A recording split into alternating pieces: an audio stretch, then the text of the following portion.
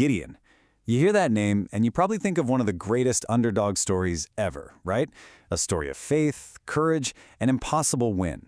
But, like with a lot of these epic tales, what we remember isn't always the full story. Not even close. So let's really get into it. Yeah, we all know this part of the story, Gideon and his 300. It's legendary.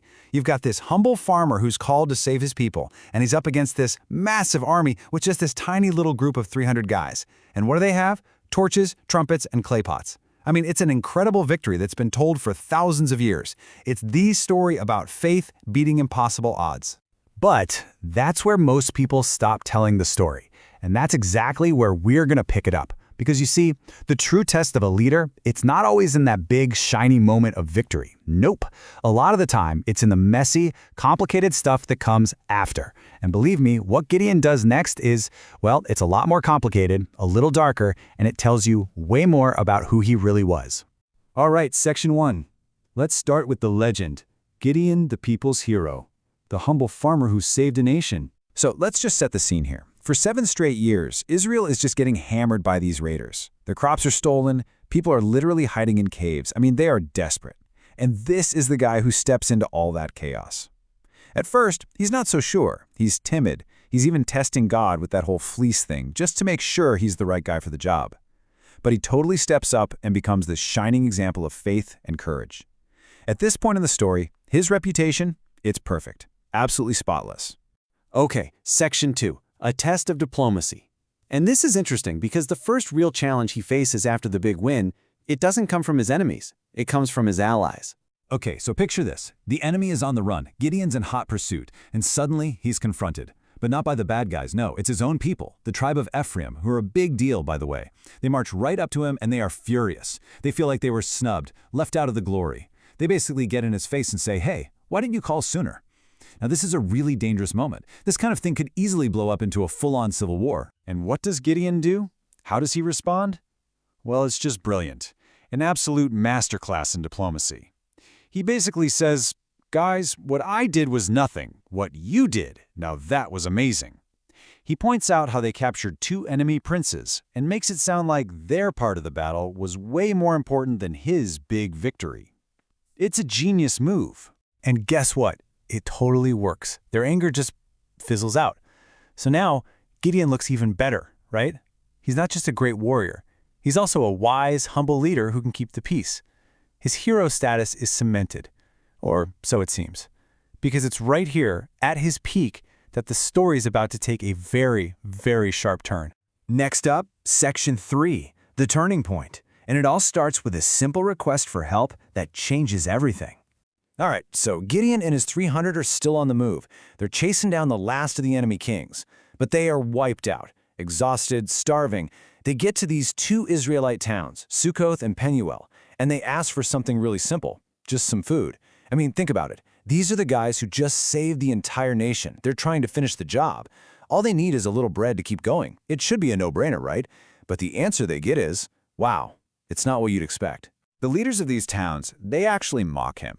They taunt him. They're like, why should we help you? You haven't even caught the kings yet. Come back when you've actually done it. It is just a shocking, stunning slap in the face. And Gideon's reaction to this, well, we're about to see a whole new Gideon. Yeah, this is not the same guy who was so smooth and diplomatic with Ephraim. Not even close. His response is a threat of just shocking violence. He doesn't just say, I'll punish you. He says, when I get back, I'm going to tear your flesh with thorns from the wilderness. He promises to torture them. And just like that, the hero we thought we knew is gone. And in his place is a man breathing fire, promising savage revenge. Which brings us to Section 4, a vengeful punishment. This is where justice curdles into cruelty. And you better believe this wasn't an idle threat. After he catches the kings, Gideon comes back to make good on his promise. And this is where you see his 2 faces so clearly it's chilling. With the powerful tribe of Ephraim, he was all flattery. Oh, you guys are so much greater than me. But with these weaker towns who dared to disrespect him, he is absolutely merciless. I will tear your flesh with thorns. It seems like his response depends entirely on how powerful you are. So on his way back, he doesn't just storm into town. No, it's more calculated than that.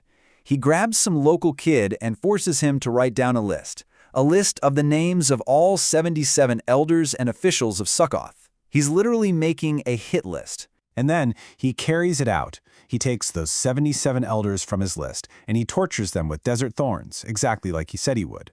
Then he goes to the next town, Penuel. He tears down their tower, and he kills every single man in the city. Let's be clear, this isn't justice, this is a massacre. So, what do you make of that? Is this a commander just enforcing military discipline, or is this something darker?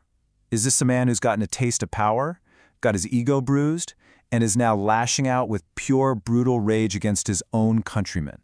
Okay, final section, Section 5, the downward spiral. Because this isn't just about one man's story, it's about a whole nation's decay. You know, to really get what's going on with Gideon, you kind of have to zoom out and look at the bigger picture.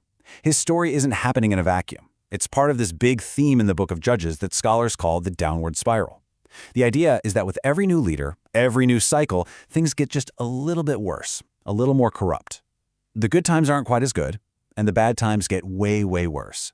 The whole society is slowly coming apart at the seams. And the cycle is pretty simple. It goes like this. First, the people mess up. Then they get oppressed by some enemy. Then they cry out for help. And finally, a savior or a judge is sent to rescue them. And this just happens over and over and over. But the catch is, each time the wheel turns, the moral compass of everyone involved, including the saviors, gets a little more broken. And that's why Gideon is such a huge turning point in this whole narrative. He's the moment where the savior starts to look an awful lot like the oppressors he was sent to defeat. Think about it. He saves Israel from the brutal Midianites and then immediately turns around and tortures and slaughters his own people. The guy who was supposed to stop the violence becomes the one dishing it out. Which makes you look back at that whole incident with Ephraim in a new light, doesn't it? Was that real humility he showed them, or was it just situational? Something you could call relative humility. You know, the kind you show to people who are powerful enough to hurt you, but that vanishes the second you're dealing with someone you see as weak. See, true humility doesn't change based on who you're talking to. And Gideon's, well, it sure seems like his did. And all of this leaves us with a really chilling question, one that's so much bigger than just this one ancient story. Gideon's journey is this terrifying case study in how fast a celebrated hero, a liberator, can morph into a tyrant, especially when their power isn't checked and their ego gets bruised. And it forces us to ask a question that's just as relevant today. When does a savior become a threat? At what point does the very person sent to save us become the person we need saving from?